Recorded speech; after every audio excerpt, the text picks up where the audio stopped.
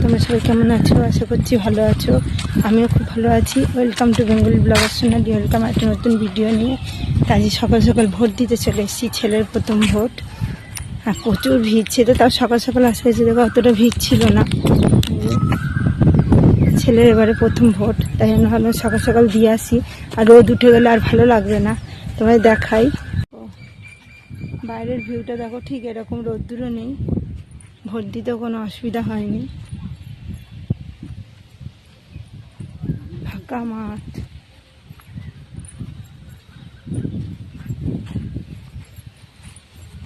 অনেকে সকাল সকালই দিতে এসছে, ফাঁকা ফাঁকা দিতে পারবে ওই জন্য। আর গাছের কি সুন্দর হাওয়া দিচ্ছে। আগে ভোট দিয়ে গেলাম, তারপর ঘরে কাজকর্ম করা যাবে।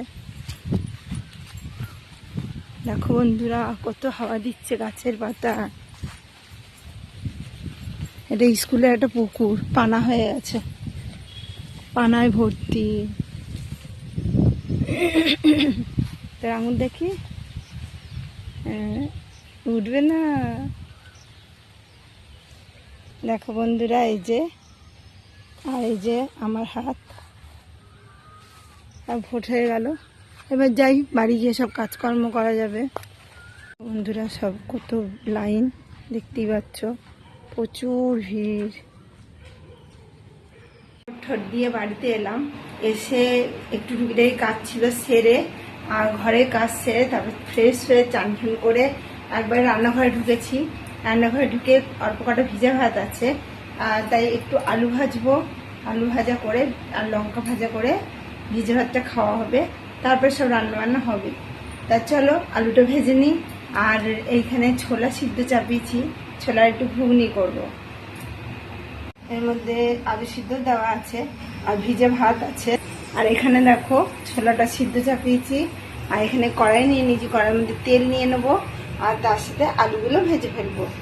এই যে ভোটে, তা চলো ঝটপট করে তেল দিয়ে নিই, দিয়ে আলুটা ভেজে। দুপুরে ভিজে ভাত দেখা, আমি তোমাদের ভিজে ভাত খেয়ে সবাই ঘুমিয়ে পড়েছিলাম। বিকেলে উঠে দেখি কি বৃষ্টি হচ্ছে, এখনো বন্ধ হচ্ছে না, গুড়ি গুড়ি বৃষ্টি এখনো পড়ছে। তাও একটু ঠান্ডা হলো, যা গরম পড়েছিল, প্রচুর ঝড় উঠেছিল। বারবার কারেন্ট যাচ্ছে, রান্না করতে খুব অসুবিধা হচ্ছে। এবার রাতের ডিনারে রান্না করছি কি কি, চলো আজকেও টক ডাল করছি। গরমে আমার টক ডাল ফেভারিট সবারই। আর চলো কি কি রান্না করছি তোমাদের দেখাই। গরমকালে টক ডাল আর আলু ভাতা কি যে দারুণ লাগে। তার মধ্যে যদি ডিম ভাজা হয়ে যায়, ডিম ভাজা না হলেও চলবে। দেখো এখানে ছোট হাঁড়ি করে রাতের ডিনারের জন্য ভাত চাপিয়ে নিয়েছি। এখানে টক ডাল রয়েছে, ফোড়ন দেবো শুধু। আর এখানে মশলা নিয়ে নিয়েছি, চারাপোনা মাছের একটু পাতলা ঝোল করব বড়ি দিয়ে। এখানে বড়ি ভেজে নিয়েছি। আর এখানে দেখো পটল আর আলু আর ভাজা চাপিয়ে দিয়েছি। ভাজা প্রায় হয়েও এসছে, এবার মশলাটা দিয়ে কষিয়ে নেব।